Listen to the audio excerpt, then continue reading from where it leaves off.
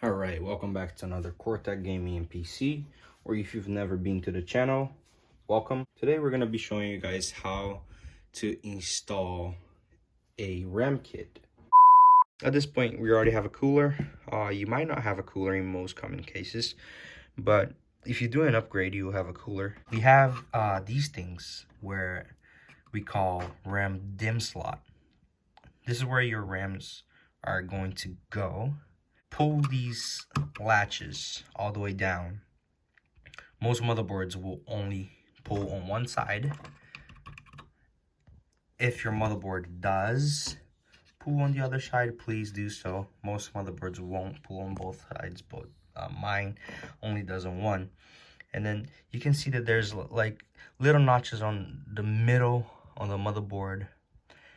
It's almost middle, but it's not. Your RAM kit will also have something similar that will just slide into that. It's easy as that. I'm gonna do the process for as many RAM as I have. In this case, I have 2. So just populate as many RAM as you have.